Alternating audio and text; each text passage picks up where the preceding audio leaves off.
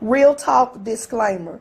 The information provided by the host on this platform is for education and awareness purposes only. All information provided on this platform is provided in good faith.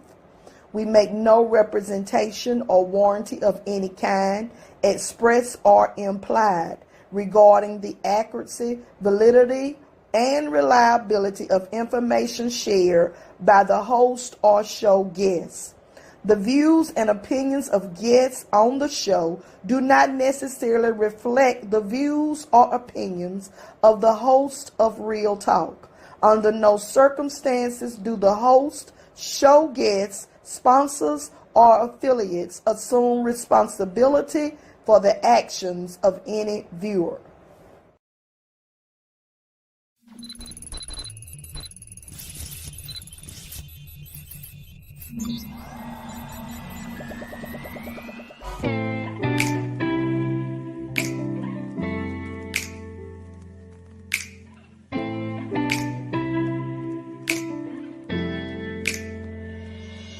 Our greatest glory is rising when we fall. So don't be discouraged, don't you be appalled. It's okay if you fall and maybe even lose your spark. Just make sure in the end you rise from the dark. It's time to rise up, time to work, and time to chase your dreams. The Lord has the final say, so your soul is redeemed. This message is to help you with your self-esteem, as faith will take you places that we have never seen.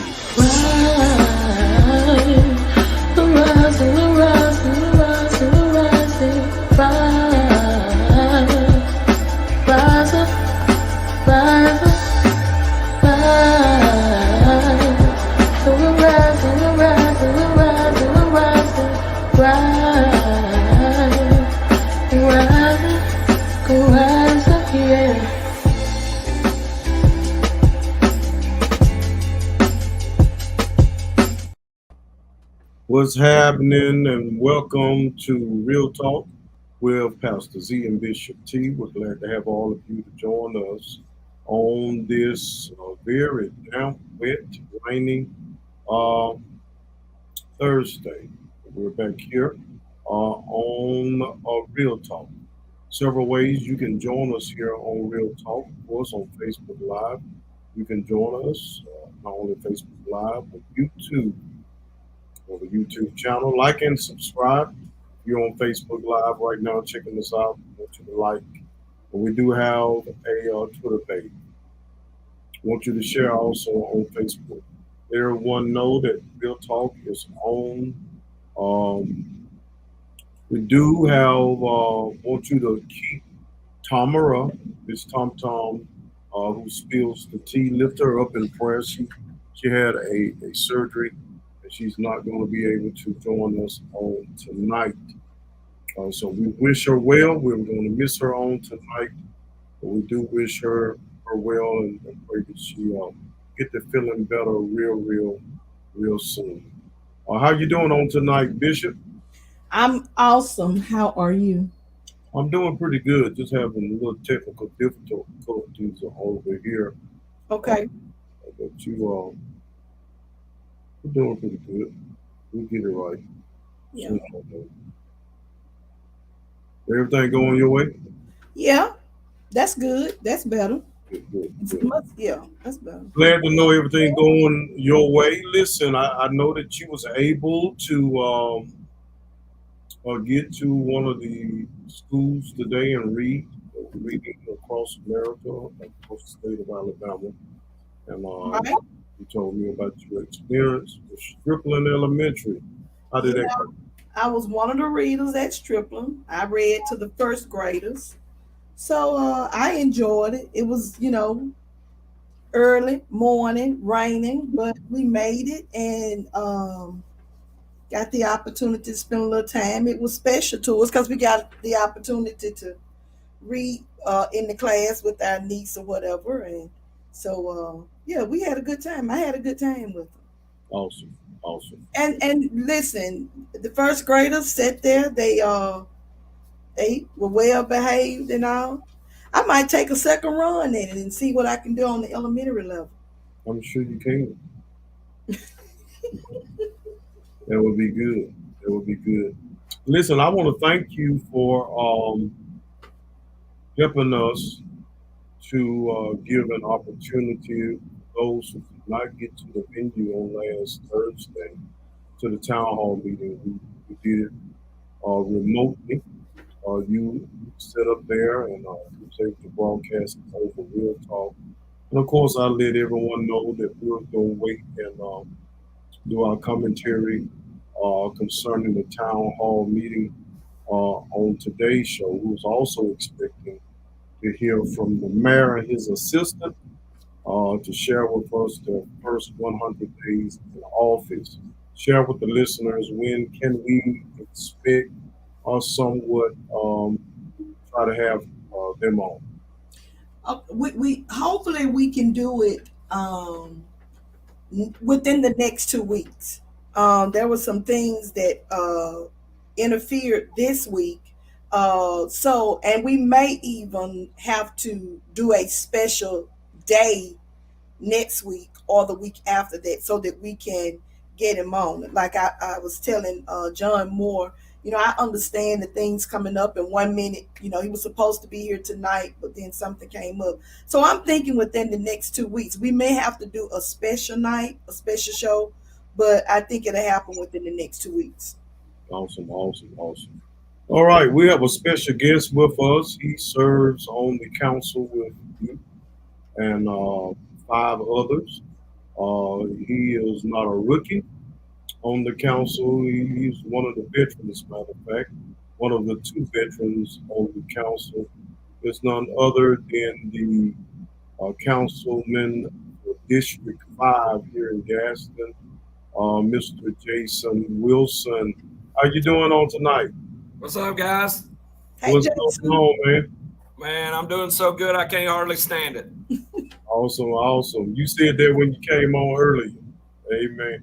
Listen, man, we thank you for taking time out to be a part of Real Talk. I know that you're actually at one of your businesses. Yeah, I'm on the clock tonight. So, like I told Councilwoman Latham when I came on, like if y'all see a chef or a bartender come running in here tapping me on the shoulder, don't be surprised. I'm in the arena tonight, so you never know what'll happen. All right.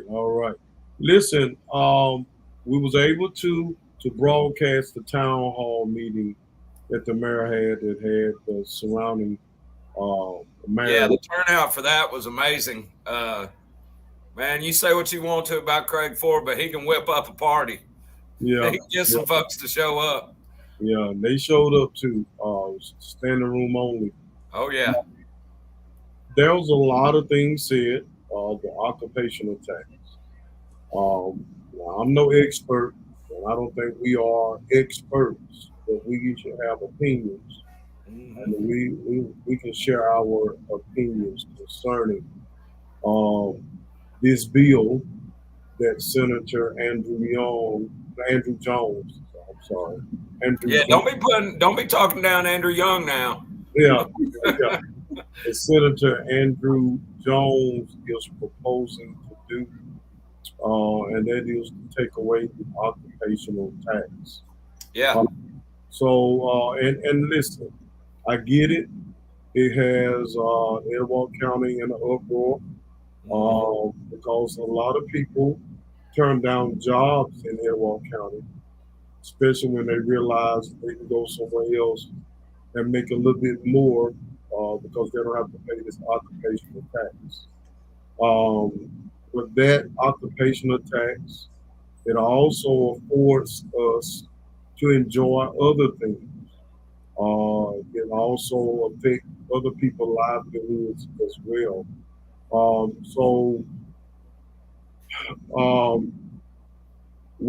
just want us to kind of do our commentary on the occupational tax. The budget for the city. Am I correct when it's about 55 million? Yeah. Now, a lot of people will go back and forth. You look on paper, and there's the number is actually about, if you're talking about total dollars that the city brings in, it's actually closer to about 75 million. But a big chunk of that money is already spoken for. The city is just a pass through for that. You know, Right. we got the bond issue for the school. You know, that money just comes right through and goes to the school board. There's some other funds out there that for the running the fire department and things like that. So yeah, when you're talking about the budget we actually get to touch is about 55 million. Yeah.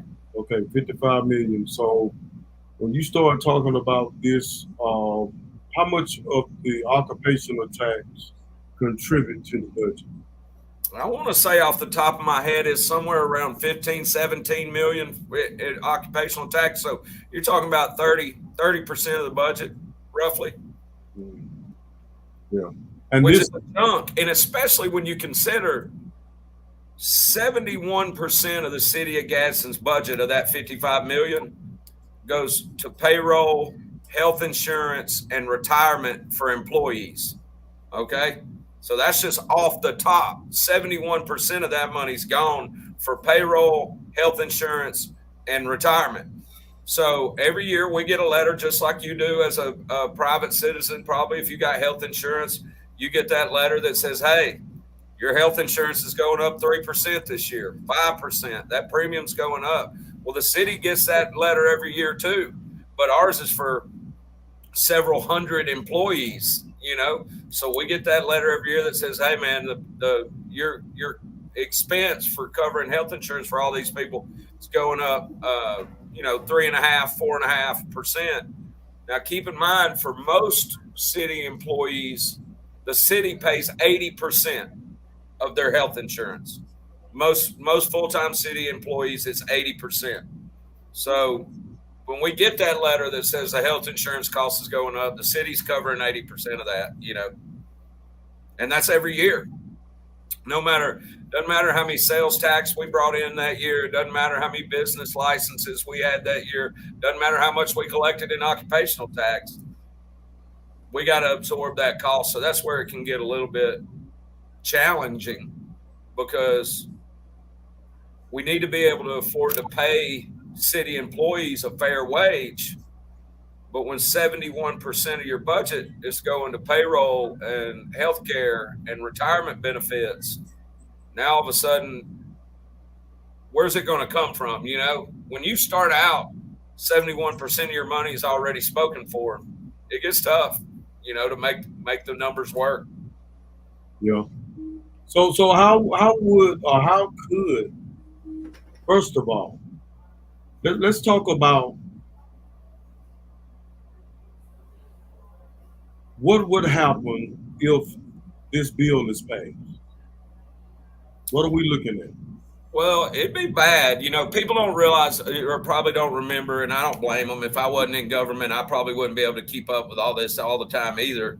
You know, but this isn't the first time this has been proposed. You know, the senator introduced this legislation last year.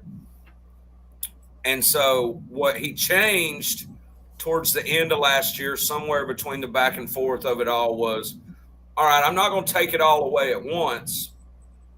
I want to put it on a 20-year schedule to where, so we got a 2% occupational tax. What that means is if you make $35,000 salary, if you work at a job where you make $35,000 a year in Gadsden, you're going to pay 2% of that to the city. That's $700. So what the change he made last year was, well, I don't want to just take that 2% away from the city altogether. I want to break it down over 20 years. So in other words, I'll take 10% of it away every year for the next 20 consecutive years.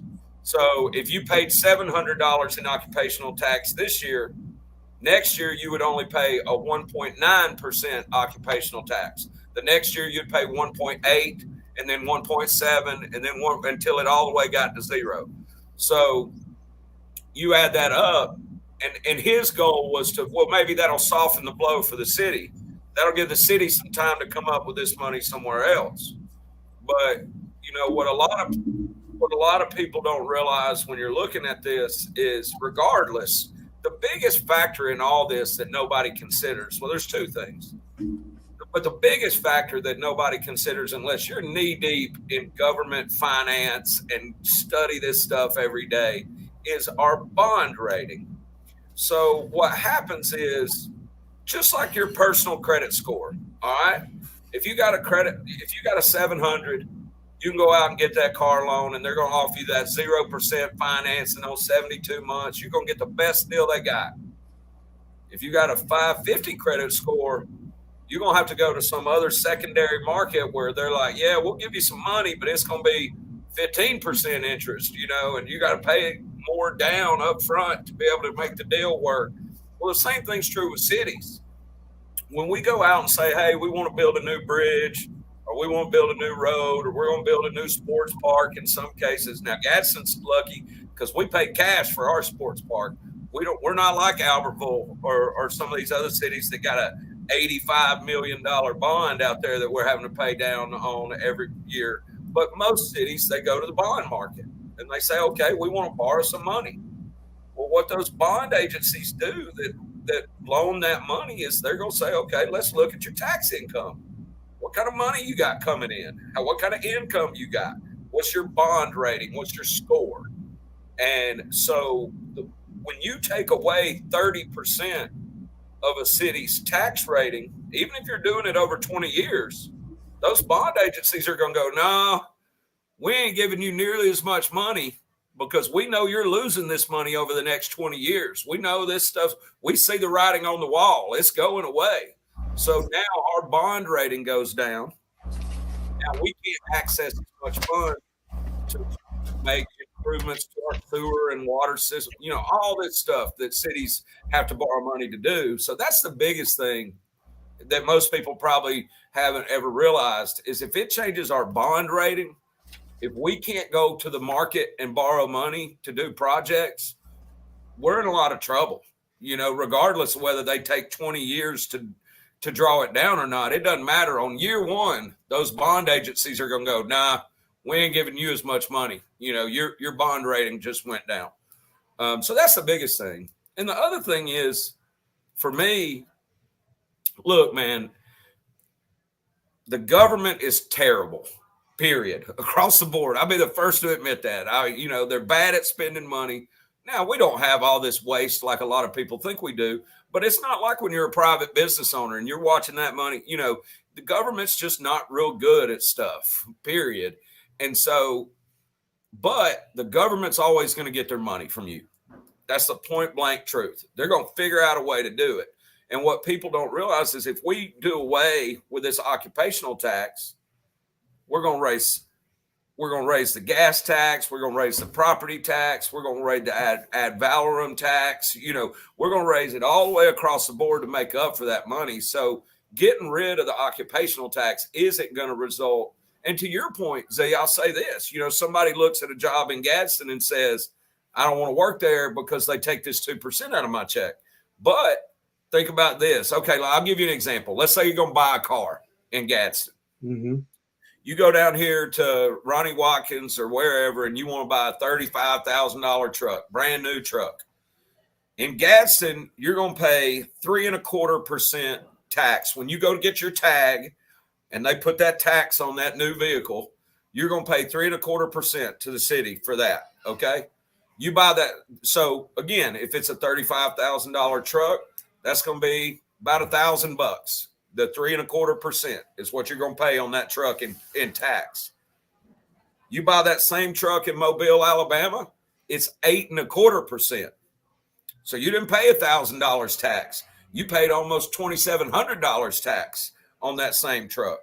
So when you're talking about somebody who's paying $700 a year out of their salary in occupational tax, and they go, man, I don't want to work here because I don't want to pay that 2%.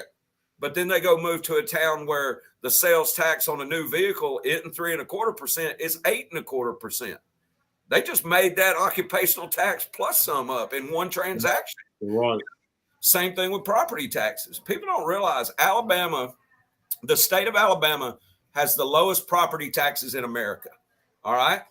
The city of Gadsden has the 5th lowest property taxes of any city in Alabama. So another way of saying that is the city of Gadsden has the 5th lowest city property taxes in America. Of any city in America, we got the 5th lowest city property taxes in the lowest state property taxes in the country. All right. We don't get hardly anything out of people's property taxes. So what's going to happen if this occupational tax goes away?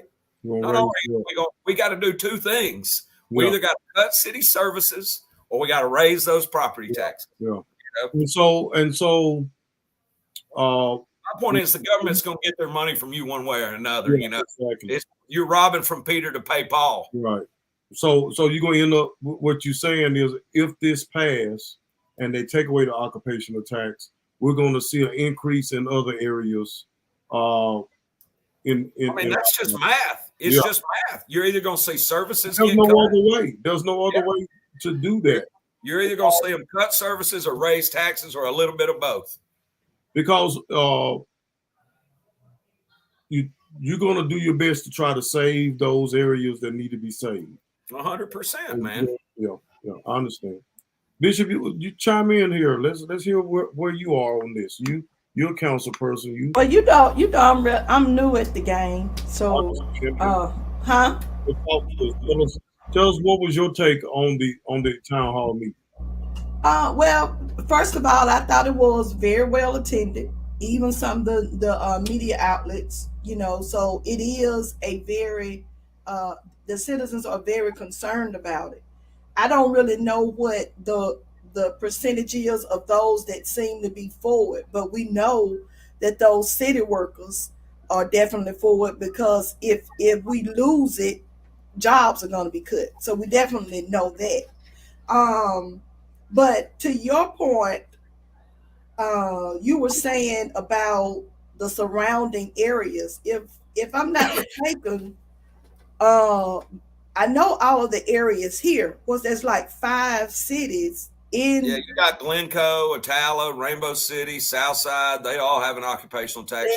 Yeah. And I don't know if that goes as far as is there anyone in Calhoun County that has it as well?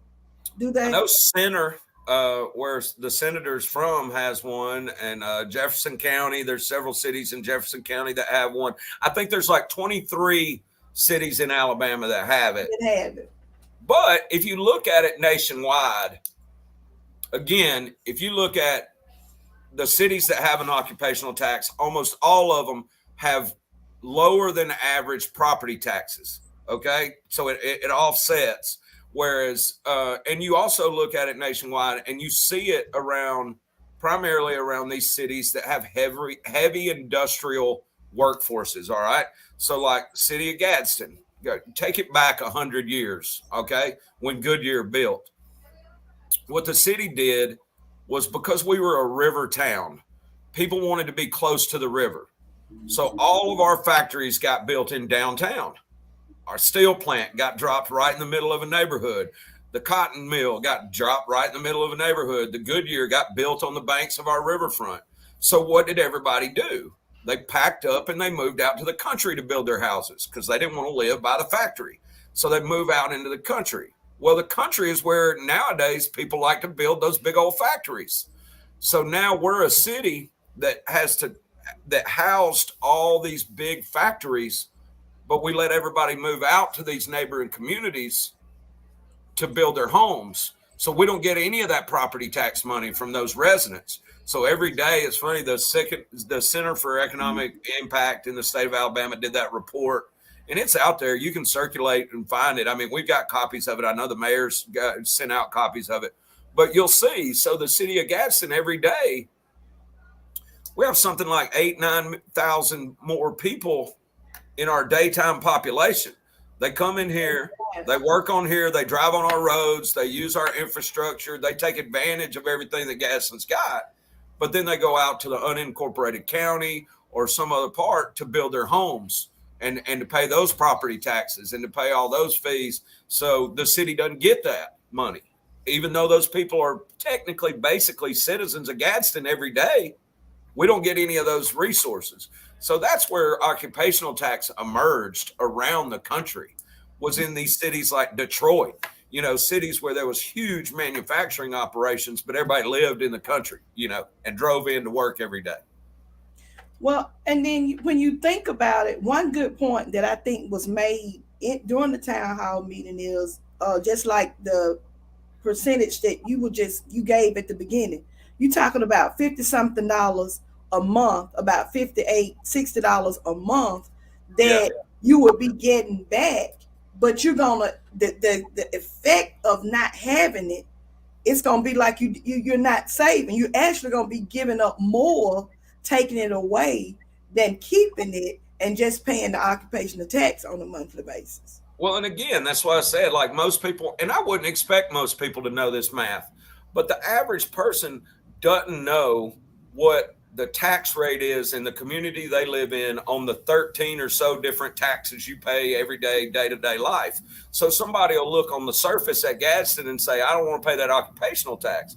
Well, you may be living in a town where you're paying 3 times as much on your car tag. You're paying all this extra money on all these other taxes, but you're just looking at it on paper and saying, oh, well, I don't want to pay the 2%. You may already be paying more money if you live in another county or another town than you are in Gadsden, and you just don't know it, because you're not actually going down and looking at every line item on your end of the year statement going, okay, well, how much did I pay in this? See, as well as me, I couldn't tell you how much money I paid in sales tax last year. Every Coca-Cola I bought at the gas station, I don't keep that math in my pocket, so that's my thing. It's a lot of people, and it's a big argument. And I've said from day one, I'm fine with getting rid of the occupational tax. I think it's crazy because people get to beat us over the head with it. Fine. Let's get rid of the property tax and let's reset those let's get rid of the occupational tax and let's reset those property taxes. Let's reset all those other taxes to be competitive with other cities. And then we'll be right back where we started. Nobody get to beat us up over the occupational tax. But don't get it twisted. Don't let anybody tell you that if this bill passes, it's going to make your taxes go down, because it's not.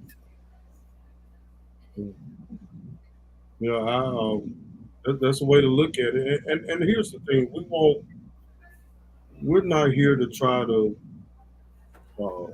shoot you anything other than what we know concerning this bill that is attempted to be passed. It's not the first time that this has happened. We heard about occupational tax during the Marrows debate. People run for political office, and property tax or occupational tax is one of the things that they normally going to bring up. And it's about like the different people running for president that's going to take away all the student loan debt. Yeah. And you be like, well, how they going to do that? They're going to erase it all. I don't know if it's to win votes or what is it? What it's for? I don't know Senator Jones that well. But it's an issue that affects us in Etowah County as a whole. It's about Etowah County. And I think I read something where Jones said it is his business because somebody said he needs to stay out of Etowah County business. He said it is his business because those are his constituents, those who are. Well, and here's the thing, man. I'll say this. I know Senator Jones pretty well. He's a nice guy, man. I've had good conversations with him, and we've always maintained a good decorum. I can pick up the phone and call him and say, hey, I got an issue or whatever, But the bottom line is this is public government, man. This is leadership, and we're fighting for what's best for the city of Gadsden. And people who run for public office have to think about votes. They have to think about the best way to get votes. And there's a lot of people out there in our community that say, I don't want to pay this occupational tax.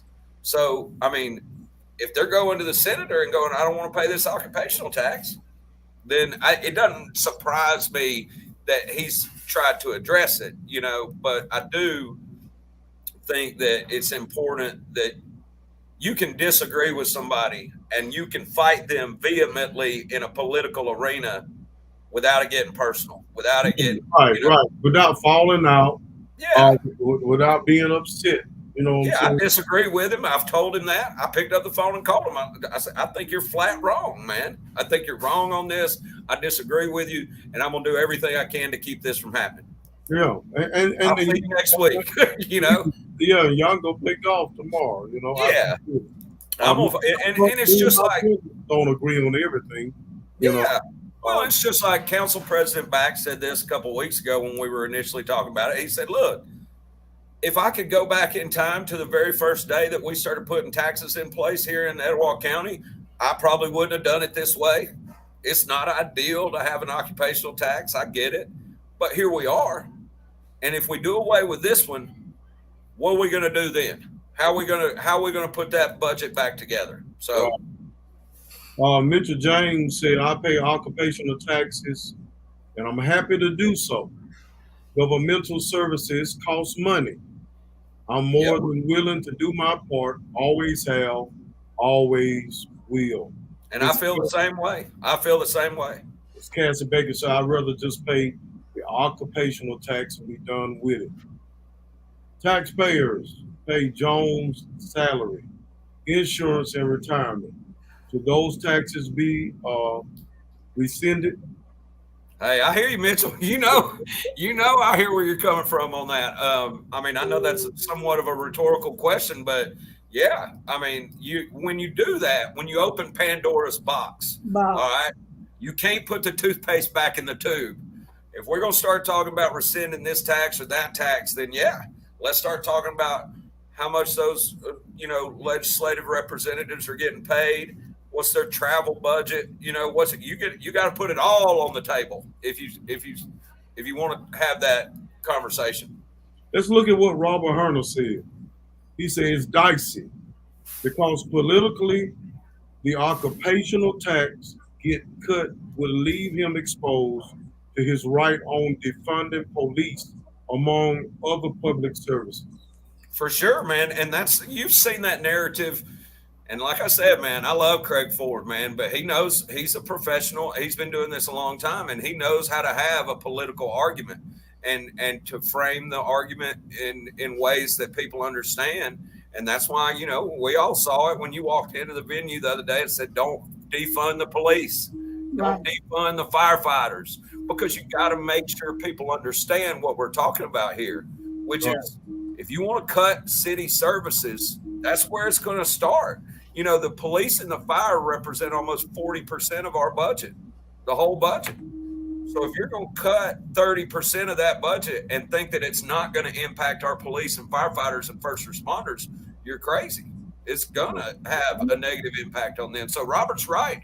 If he were to be successful in getting rid of this occupational tax, then he's got to answer a whole nother set of questions. Why are you taking money from our police and firefighters? And that's going to have a domino effect because the response time is going to be longer, fewer workers, fewer first responders. So now you got issues with crime, and you're not able to keep your neighborhoods as safe. And, again, there's a butterfly effect here, a chain reaction of events that happen. It's not as simple as I don't want to pay an occupational tax, the average person would say, okay, if we talk about just the amount, $50-something a month, which is like what, $12, $13, $14 a week.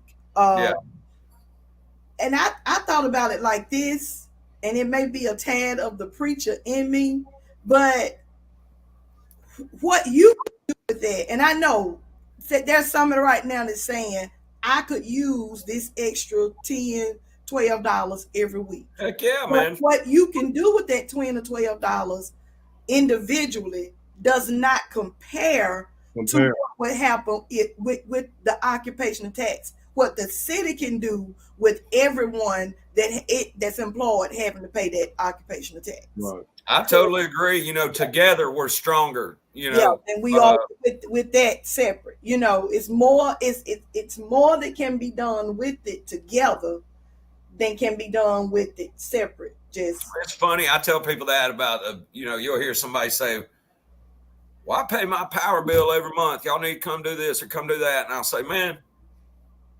You paying that $100 power bill every month. If it was just you paying it by yourself, that wouldn't pay for one light pole. It wouldn't even pay for a bulb. The only way the power company works is because we got 4 million people in Alabama that pay a power bill. So they can afford to run those lines all over the state and everything. And the same thing with city government, like you said, that extra $12 a week in your pocket would be nice, but you ain't running a sewer line, with $12 a week. You ain't running a new water line to a new community, or there's so much that we can only do as a city because we pool all of our money together in the form of taxes to get it done. And again, when you start talking about borrowing money, we're not talking about just me or somebody else going out and asking for a loan. We can go get big time money to do projects if we need to, because we're all going and asking together in the form of those taxes. When we go to the bond market, that bond agency's going, okay, you got this much coming into the city. We'll let you borrow this much money to go build that new, infrastructure or whatever. So let me say this. I always understood it is the American way that we pay taxes. Sometime when I've looked at my check stub, I didn't know half of these folks. What the world is this? Yeah. Who is this? Why did they take it? So it ain't nothing I can do about it. It's taxes that I have to pay. You know what I'm saying? So I said that to say this. Do you really think that there's been a lot of calls, complaints about occupational tax to the senator in Etowah County? You think he's been? I don't know, man. I've had people reach out to me about it. I know a lot of people in this community that aren't happy with it. Yeah, they would tell you right off the hip, I don't want to pay the occupational tax. I don't think very many of those people have actually sat down and got a pencil out and thought about, okay, well, what am I paying over here versus what am I? But yeah, I'll get a few calls here and there. But man, what you're talking about, Z, gets into politics, man. You're talking about, and this is real talk, so I'll just say it because a lot of other people will. But you got to keep in mind that our mayor lost a race to Andrew Jones for that Senate seat several years ago. That same senator, senator came in. And that same senator came in and introduced a bill when Mayor Ford was trying to build the resources and funds to build the Etowah County Sports Park out there. Craig was and Mayor Ford was in charge of that. It was his vision, and he was raising funds to try to fund that project. Well, Senator Jones is the one that came in and introduced a bill that would take money away from the lodgings tax in Gadsden and redivert it to some of these other things. So, man, you're talking about some of this politics, some of this politics. Yeah, okay. I got you. So when we look at this and we try to wrap our head around it to see, when people ask you questions about occupational tax and say they don't want to pay this occupational tax, do you, after you have explained it to them what it does and how it helps us to have the different services that we have, I mean, do they mind change, or are they still to the point where? Yeah, man. Most of the people that if I get a chance to really get down and over a beer or something, in my case, at the brew pub or something, and I sit down and we can really have some time to talk. Most of them at the end go, yeah, I get it. I understand. We don't pay very high taxes on property or any of this other stuff. And in exchange, we pay this. If we did away with this, I just had to pay more over here. Most of them understand it. I would say 9 out of 10. Yeah. Well, and that's the thing that I think was, I haven't gotten calls about the occupational tax. I'm getting calls about drainage, roads, and all those things. I'm not being bombarded with the occupational tax. But I do think that the town hall meeting, for those who were there, whether it was through social media or whether it was in person, I do believe it did bring light to the pros of occupational tax. And I think the average person that was able to comprehend that says the pros outweigh the cons. I agree with you. I thought that was the best part of it, having those department heads get up there and talk about the real impact that it would have on each department. Now, it got a little out of hand there towards the end. I'll be honest with you. I thought they were about to light the torches, man, and get after somebody, so it started to run away a little bit at the end there. So I excused myself, but the first part of the meeting where they really got down and talked about the numbers and talked about what would happen, I thought that was really effective. And I think most people left there understanding, Yeah. And I think that the two areas that it would affect most, like we say, first responders, and then I listened to Parks and Recreation. The list went on and on and on of the things that would happen. People have no idea how much that Parks and Rec department does for this city. Yeah. Yeah. I mean, you talk about all the different ways they impact our communities and impact our children's lives through these summer youth programs, sports programs, these summer food programs where we're feeding kids when they're out of school. They're coming in to our Parks and Rec department and getting free meals. I mean, most people don't realize how much impact they have on the community, that department. Okay. Anything you would like to ask or y'all would like to share before we come off? Well, let's see what Robert Hunter said. It would also be helpful if the senator had a few alternative options for tax increase to cover the gap, since this is his project. I couldn't agree more. And, Mayor Ford has made that same point. And this is the only point I'll make. And I've told the senator this personally, and Mayor Ford said it many times, and I agree with him. The job of a senator and a representative on the state level is to bring resources to this community, to his constituents. Bring us resources. Don't take it away from us. Bring us more. And so it only stands to reason, to Robert's point, that if you're going to introduce a piece of legislation that's going to take resources out of this community, then at least find a way to replace it. My goal is that you bring us that plus some, bring us some more resources, because ultimately, man, that's what this all is. For people that don't realize, the way government works on a 30,000 foot view is since the beginning of time, federal elected officials have been trying to take control of the money from states, and state elected officials have been trying to take control of money from the cities, and cities have been trying to take control of money from the people. That's ultimately the way it goes.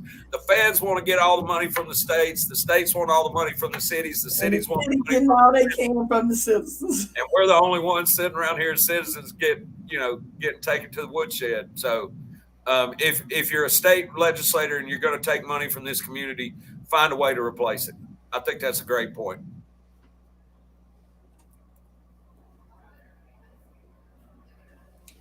While we're at this point, just kind of in here, I do want to announce that District 1 will have a district meeting Tuesday, the 7th at 6:00 at East Gaston Community Center. Man, that's an awesome facility. Speaking of Parks and Recreation, man, every time I go in that East Gaston Community Center, that thing's slick. Is it? Heck yeah. I love it.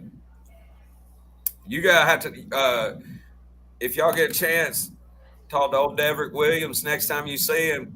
On opening day of that community center in there, I went in there on that basketball court and dropped bombs all over them. So make sure you talk to Deverick next time you see him, because I was dropping it all over the place. I looked better than Alabama shooting the 3-pointer last night. I know that. Oh my goodness.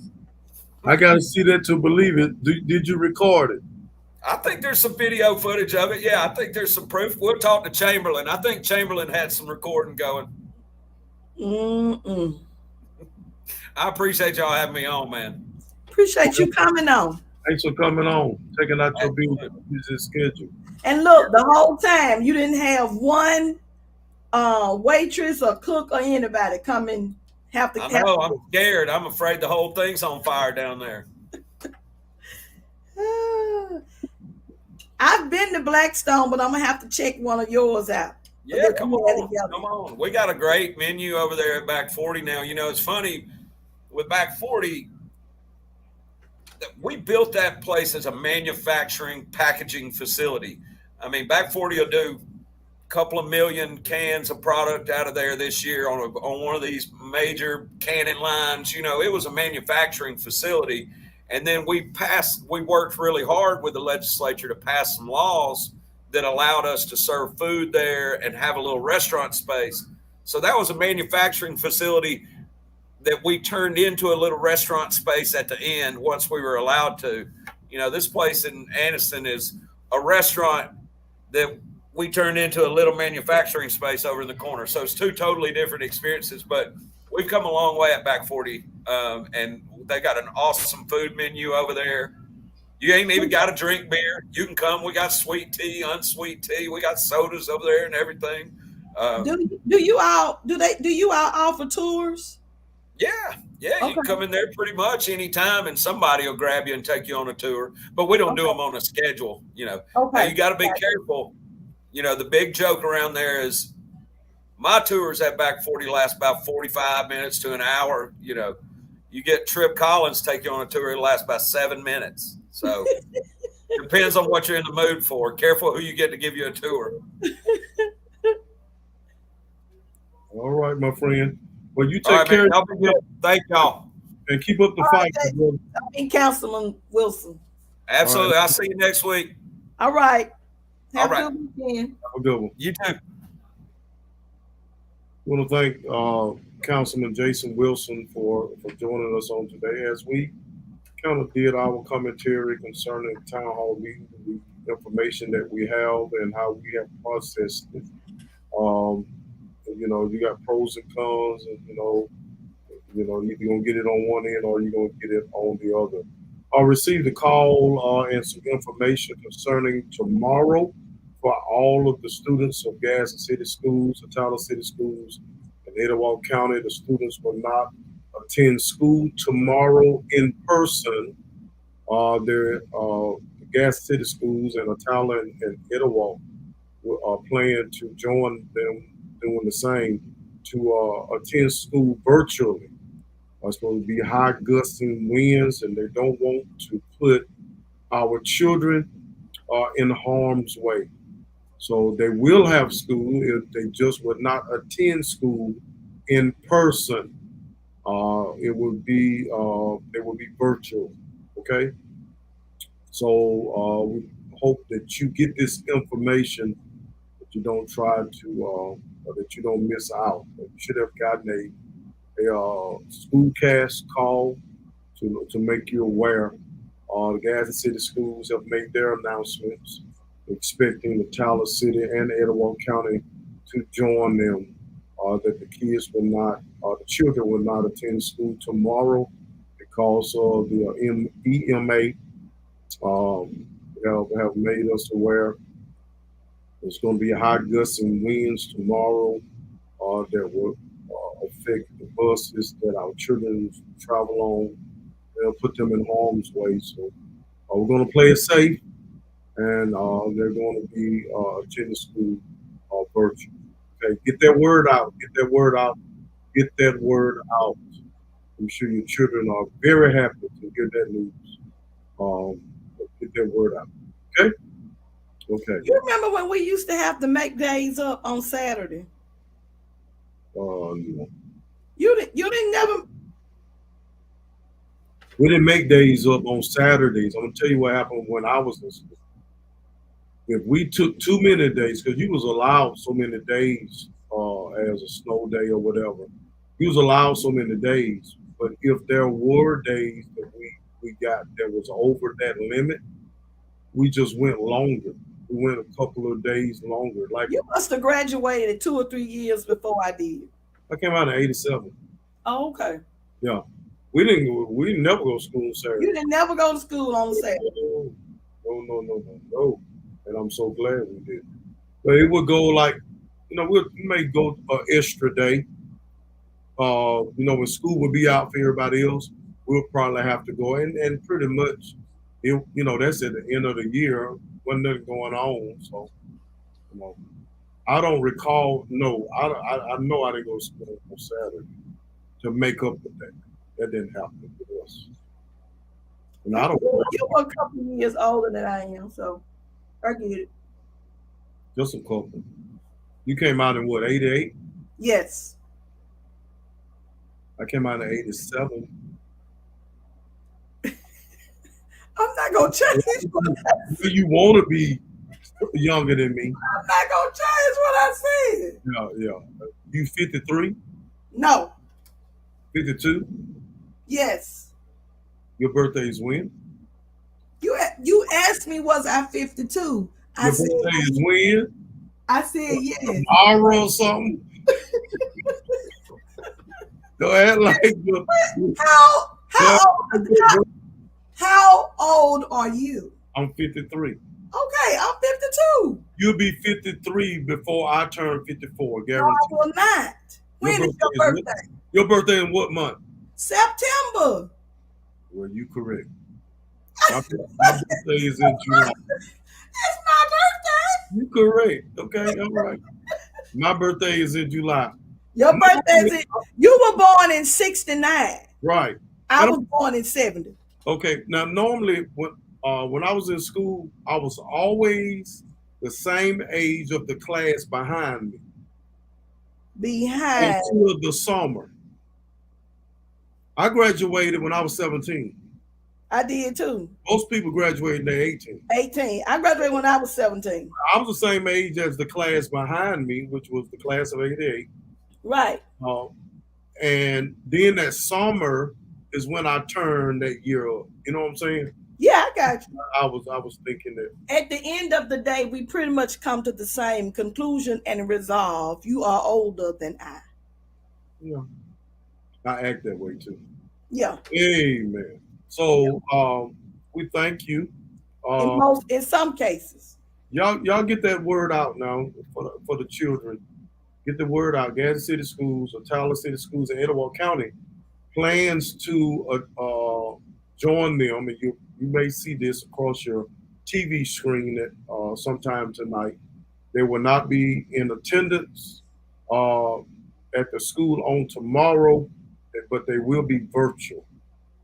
Okay, so they will not. So let me ask a question. Mm-hmm. When they give instructions for them being virtual, or do they just know what to do?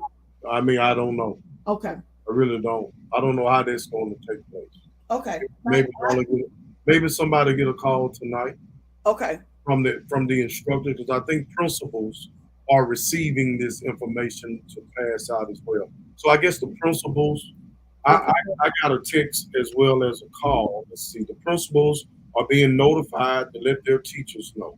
Okay, so principals will probably give instructions. Right, and also no students will be penalized if there is a power outage or no service with their device.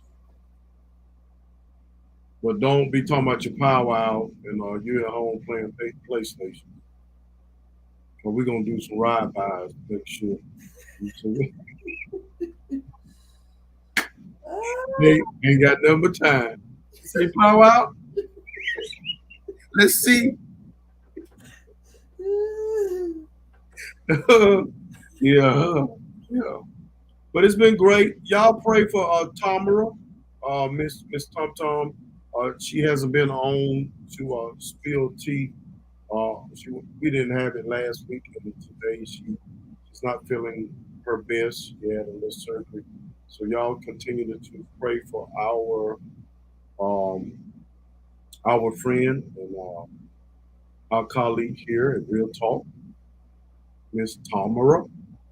That she get well real soon, and hopefully we'll be able to hear from her on next Thursday. Okay.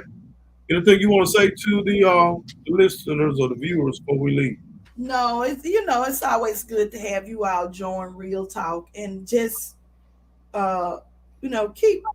keep doing what you're doing, Pastor Huff. You know, we're trying to just, you know, you can't fuss about where people get their information from. You just take the information to where they're going to go and get it from. So it was good to have Councilman Wilson on tonight, and, you know, just good show, good informative show. Gave everybody a chance to kind of give their view. And so, hey, you know, I'm gonna say this: Robert Hunter is a young man, but that young man. He's I wonder what his major is. I have to run into him and ask him. Yeah, check with him. You know, he's good to have. And that's what we try to do. Thank you, Miss Epiphany, and thank you, Miss Davis. We try to give information. That's all we can do with it. Allow people to process it. We don't try to give what you should and shouldn't do. We just try to share the truth, the facts, and then, you know, we can all process it the way we need to process it. Like I said, if you cut that out, other things going to be raised. I mean, you know, I'm content where I'm at now without anything else being adjusted. And I know there are other people that people say they could use that $50 a month. Right. And I'm sure they could, but you know, you're gonna risk getting that $50 and then have to spend out $80 because other things are gonna go up. So we'll see. I don't think we have a say in this bill, whether it pass or not. Do we? We really don't have a say, do we? No, it will go before the House and the Senate, State House and State Senate. It's not. I don't think it'll be voted on. Oh, I mean, it's nothing that we can actually do. We can complain all day long, but whatever happens is going to happen. So we'll have to deal with it. Whatever happens, so we see how this thing goes. Okay. All right. Well, it was good to be on with you tonight. Great to be on with you as well. And until next Thursday, adios.